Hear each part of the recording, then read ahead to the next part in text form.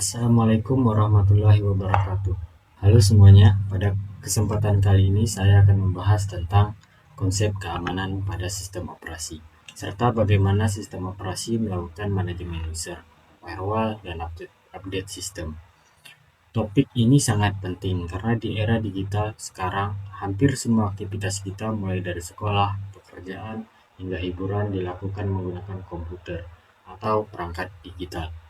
Tanpa keamanan yang baik, data kita bisa disalahgunakan atau bahkan dicuri oleh pihak yang tidak bertanggung jawab. Sebelum kita masuk ke pembahasan teknis, kita pahami dulu peran sistem operasi. Sistem operasi adalah perangkat lunak utama yang mengatur semua aktivitas komputer, mulai dari pengelolaan software, hardware, memori, hingga keamanan data. Jadi, bisa dikatakan sistem operasi adalah otak dan penjaga komputer.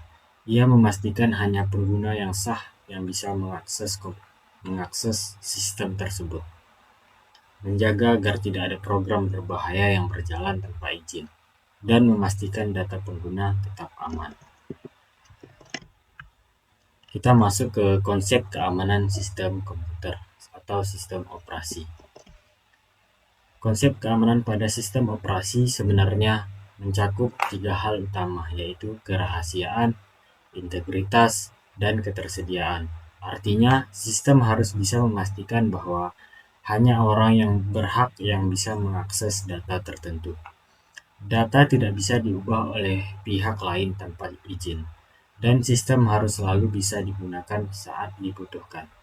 Untuk mencapai semua ini, sistem operasi menerapkan berbagai mekanisme seperti manajemen user, firewall, dan update sistem yang akan kita bahas lebih lanjut. Manajemen user. Manajemen user adalah salah satu fondasi utama keamanan sistem operasi fitur.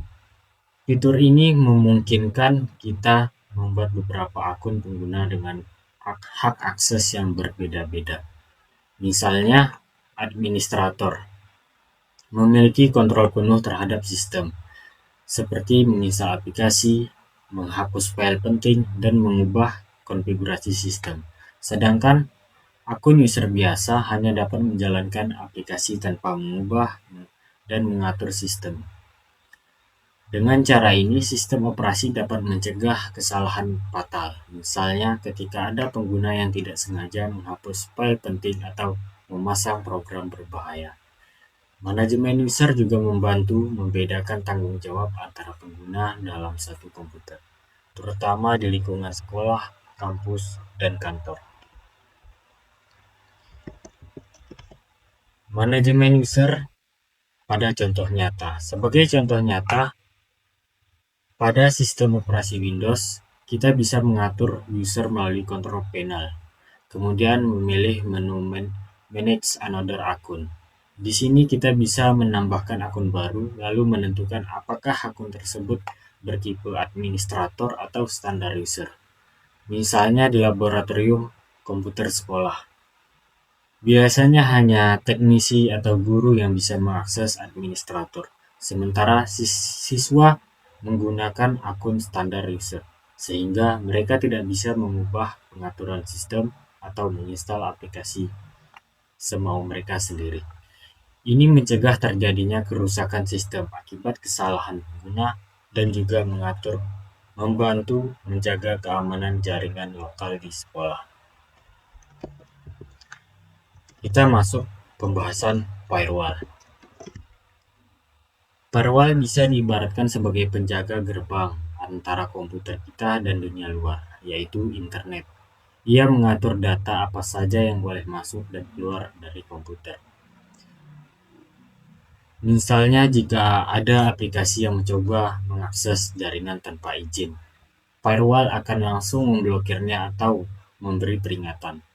Fungsi firewall utama adalah mencegah akses berbahaya dari luar, seperti hacker, virus, atau malware yang mencoba menyusup melalui koneksi jaringan. Contoh sederhana dapat kita lihat pada Windows Defender. Firewall ketika kita pertama kali menjalankan aplikasi baru yang butuh koneksi internet, sistem biasanya menampilkan pesan seperti, jika aplikasi tersebut terpercaya, kita bisa memberi izin, tapi kalau tidak dikenal sebaiknya diblokir. Saya sendiri pernah mengalami laptop menjadi lambat karena ada aplikasi asing yang mematikan firewall secara diam-diam. Setelah saya aktifkan kembali firewall dan menghapus aplikasi tersebut, performa laptop kembali normal. Dari situ saya belajar bahwa firewall sangat penting dan sebaiknya tidak pernah dimatikan kecuali untuk keperluan tertentu saja. Kita masuk ke pembahasan update sistem. Banyak orang menyepelekan pembaharuan sistem, padahal update sistem adalah langkah utama untuk memperbaiki celah keamanan.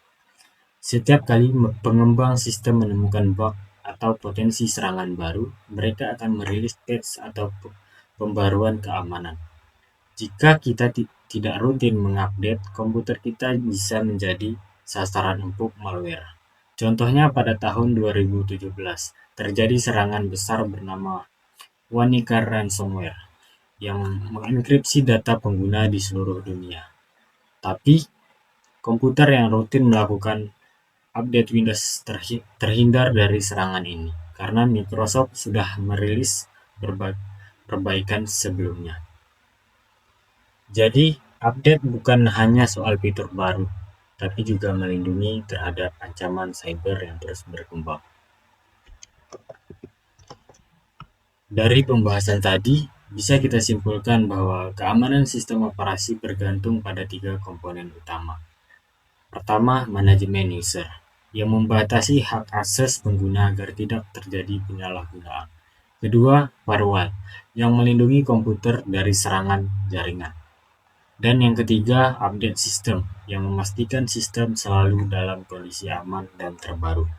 Ketiganya saling terhubung dan membentuk lapisan perlindungan yang kuat untuk komputer kita.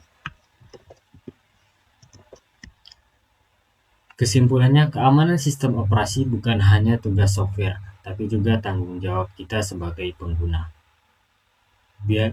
Biasakan untuk menggunakan akun sesuai haknya. Jangan menonaktifkan firewall tanpa alasan jelas dan selalu lakukan update sistem secara berkala.